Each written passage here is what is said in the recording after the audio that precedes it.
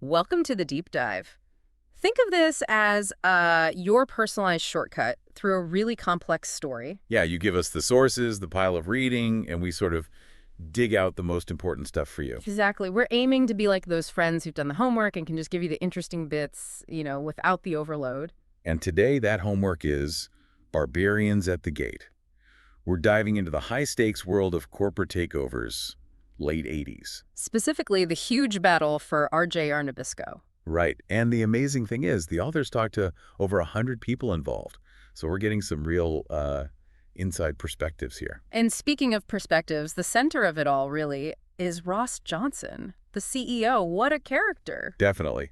The book paints him as someone who, well, saw running a massive company almost like hosting a party. Yeah, his own consulting psychologist actually said his philosophy was, we're going to have a party, a very sophisticated, complicated party. Makes you wonder about those office parties, doesn't it? Probably needed a game plan just for the snacks. Huh, probably. But this party involved billions, so our mission here is to unpack that. Right. Who were the key people, what drove this massive buyout attempt, and, maybe more importantly, what were the ripple effects? And crucially, what can you, our listener, take away from it all? We want those useful insights, those aha moments. Without the headache. We'll try and make sense of this financial drama in a way that's actually engaging. Okay, so where do we kick this off? Ross Johnson seems like the natural starting point, his background. Absolutely. The book gives us a lot on his early career, Yeah. and it seems like some early lessons really stuck with him. Like that shit-stirring idea he apparently picked up. Exactly. From a guy named Tony Peskett back at T. Eaton in Canada. Peskett's view was, the minute you establish an organization, it starts to decay. So always be changing, always be reorganizing. Sounds restless. It does suggest that, yeah. A sort of constant need for restructuring. And you see that playing out later, like at standard brands. Right, with the Frank Gifford friendship, the big charity dinners, all very high profile. Very. Yeah. But it also led to clashes, didn't it, with his boss there, Henry Weigel, who was maybe more traditional. Definitely sounds like it. Anonymous letters, huge limo bills. It gives you a glimpse into that sort of 80s corporate excess, but also the underlying tension. It showed a real difference in style in how Johnson saw leadership, but he navigated it. He certainly did, all the way to CEO of Nabisco and then RJR Nabisco after the merger. And the book really draws that contrast, Yeah. His style versus the maybe more buttoned-down cultures of Reynolds and Nabisco. Which brings us back to that quote about the sophisticated, complicated party. It was about to get very complicated. What actually triggered the buyout idea? Well, the main thing was this feeling that RJR Nabisco was seriously undervalued by Wall Street. Despite having brands like Oreo, Ritz, household names. Exactly, huge food brands. But the stock price was weighed down by the tobacco side of the business. Johnson himself was apparently really frustrated by this, felt like the market wasn't seeing the whole picture. I can imagine. You've got these amazing food assets, and everyone's just focused on cigarettes. That's got to sting. So that feeling created an opening. It seems so. Some former executives, board members too, like Charles Spangler and Paul Sticht, started thinking about, maybe taking it private. In LBO. LBO leveraged buyout. We should probably touch on that later. Definitely. Spangler apparently even floated a number, maybe $70 a share initially. And the timing was right, too, wasn't it? Late 80s takeovers were kind of the thing. Very much so.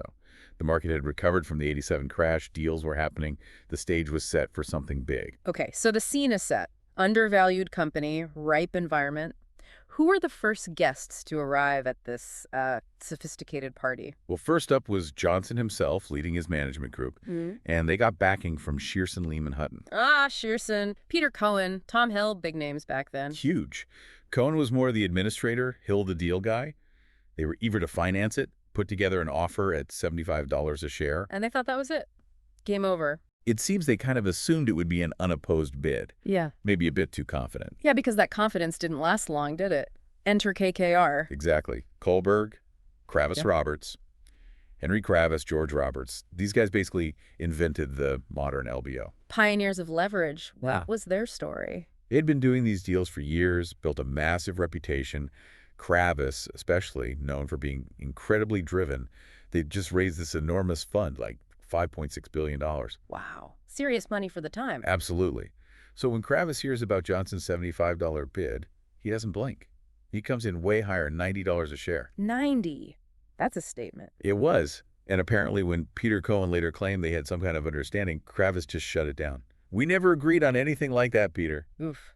Okay, gloves are off. So the management group and KKR and anyone else join the fray. Yes. Next up was Forsman Little & Co. Ted Forsman. Ah, Forsman. He had a different philosophy, right? More traditional. Very different. He was famously critical of KKR's methods, particularly the heavy use of junk bonds, what he called crazy paper. He championed using real money. He made a point of saying he'd never used Drexel Burnham Lambert, the big junk bond firm. Exactly, a very public stance. But he was interested in RJR Nabisco, too. Started talking to Goldman Sachs about maybe putting together their own bid. So we have the management team, the LBO kings, and the sort of principled finance guy. Anyone else tempted? One more major player jumped in a bit later. Salomon Brothers.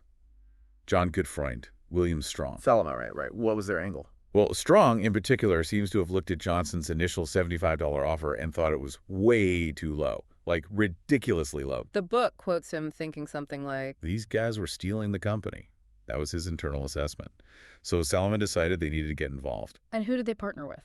They teamed up with Hanson Trust, a big British conglomerate known for acquisitions. So another serious bidding group entered the picture. Okay, so the dance card is full. Manage at Shearson, KKR, Forstman, Salman Hansen. It's getting crowded. This must have led to some intense moments and strategies. Definitely. And understanding some of the history helps, like the internal politics at RJR Reynolds before the Nabisco merger. Right, you've mentioned succession battles, power struggles, even a midnight letter. Yeah, the book touches on that. It sounds dramatic, but it shows these weren't just unified companies. There were factions, history, lingering issues that probably influenced how people reacted later. It's never just about the numbers, is it? Always about the people. What about the board? They were supposed to be overseeing this chaos. They were. They set up an independent committee chaired by Charles Hugel, and Hugel apparently was pretty skeptical of Johnson right from the start. So the committee wasn't just going to rubber stamp the management bid. No, they had a fiduciary duty to evaluate all the bids and figure out what was best for the shareholders. Their role became absolutely critical. It really underscores why board independence matters. And the mechanism for all this, the leverage. We need to talk about the L in LBO. Yes, the debt. I mean, huge amounts of debt. And LBO works by borrowing heavily against the assets or future earnings of the company being bought. So you're essentially using the company's own value or future value to buy it. Pretty much. The book uses the analogy of buying something massive with a giant mortgage. It magnifies potential returns, but also magnifies the risk enormously. This level of debt was a huge point of controversy. Understandably, a massive gamble. And what about the managers themselves? Johnson's group. What was their potential upside beyond, keeping their jobs? The management incentive plan. That became a major sticking point. Why? What was in it? It proposed giving the management team a very significant ownership stake in the newly private company, plus considerable control. Maybe too much control and too much potential wealth. How did the other players react to that? Not well. John Gutfreund at Salomon reportedly called it unseemly. It raised serious questions about conflicts of interest. Was this deal best for shareholders or best for management? Unseemly. That's Wall Street code for outrageously greedy, maybe. Something like that. It definitely didn't help Johnson's cause with the board or the public perception. And behind all these bidders, you had armies of bankers and lawyers, right? Making a fortune. Oh, absolutely. Shearson, KKR's advisors, Forsman's, Salomon's, plus Morgan Stanley First Boston got involved. And the law firms Skadden Arps, Davis Polk, Simpson Thacher, a who's who of Wall Street and corporate law. All maneuvering, strategizing, a high-stakes game for them, too. Definitely. The fees were enormous, but so was the reputational risk and reward. It was a showcase for complex deal-making. And the whole thing played out very publicly, didn't it? The media went wild. Completely. It was the biggest deal ever attempted at the time. The personalities were huge. The sums were staggering. Barbarians at the gate became the phrase everyone knew. I remember that Business Week cover, the debt binge, asking if takeovers had gone too far. Exactly. It tapped into a wider anxiety about corporate greed, debt, and the impact on workers and communities. It became more than just a business story. So, amidst this media storm and intense negotiation, how did it finally play out, the final rounds? It got incredibly dramatic towards the end. Bids were flying back and forth, deadlines were looming. Forstmann Little eventually dropped out, couldn't make the numbers work on his terms. So it came down to KKR versus the management group. Essentially, yes. Yeah. KKR kept pushing the price higher. They ended up submitting a final bid of $109 a share. $109, a massive increase from the initial $75. Unbelievable, really. Yeah. And Kravis was apparently very confident. The quote is something like, even if the bids were tied, we're going to win. We've got better paper. And you know we've got better credibility than Johnson. Wow. Confidence and maybe a dig at Johnson's management plan. So the board? The board's independent committee deliberated, All right. and ultimately they accepted KKR's $109 bid. Yeah. The largest leverage buyout in history at that point was done. An incredible story. So we've walked through the saga. Now let's distill it. For our listener, the learner, what are the real actionable insights here? What can we actually use from this? Okay, great question. I think there are several key takeaways that are still super relevant. First, just understanding power dynamics. How they play out in organizations. Exactly. RJR Nabisco shows vividly how personal ambition, who's allied with whom, internal politics, how all that stuff deeply impacts huge decisions. It's not always logical. So being aware of those undercurrents in your own workplace, maybe. Precisely. Helps you navigate things. Second, the whole idea of perception versus underlying value. Well, the market seeing RJR as a tobacco stock, despite the food brands. Right. It's a great reminder to think critically about how things are valued. Is the market price or the common perception the whole story? Often it's not. Look deeper. That applies to so much, not just stocks. Thinking about the value you bring or a project's potential. Absolutely. Third, the double-edged sword of debt. Leverage. The LBO mechanism itself. Yeah. This deal was the poster child for massive leverage. It shows the potential upside, sure, but also the huge risks involved when you borrow that much. It's a lesson in financial caution. Understand the structure. Understand the risks before you leap. Got it. What else? Think about stakeholders. This wasn't just about shareholders and management. Employees, bondholders, the towns where they operated. Everyone had a stake. The fight raised big questions about whose interests should come first. It pushes us to consider the wider impact of decisions we make in our own professional lives. Who benefits? Who might be harmed? That ethical dimension is crucial. And maybe one more. Just the sheer art of negotiation and strategy, watching how these groups maneuvered, how they tried to anticipate each other, the tactics they used. It's a masterclass in high-stakes bargaining. It really is. Understanding your opponent, having a clear goal, knowing when to push, when to hold back, and underlying all the finance and strategy, it's still about people. Egos, relationships, trust, or lack of it. That human element was critical. So to boil it all down then, the key takeaways from this deep dive. Well, we saw this incredible clash of Wall Street titans, the peak of the first LBO boom, a deal fueled by ambition and leverage that really did change the financial world for a while. And for our listener today, how does understanding this piece of history help now?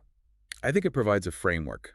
Understanding those power dynamics, questioning valuations, being smart about debt, considering all stakeholders, and remembering the human factor. These are timeless lessons for navigating business and finance. Okay, so here's a final thought to leave everyone with. Thinking about today's world, different regulations, different financial tools, maybe different priorities, could we see another corporate battle on this scale, another barbarian invasion? That's a good question. What would it look like? Or maybe think about the balance between shareholder profits and things like employee well-being or environmental impact. How do the ethics of massive deals like RJR Nabisco look through today's lens? Definitely something to chew on. Thanks for joining us on this deep dive. We hope unpacking Barbarians at the Gate gave you some valuable food for thought. Absolutely. And let us know what other complex topics you'd like us to tackle next time. Until then, keep exploring.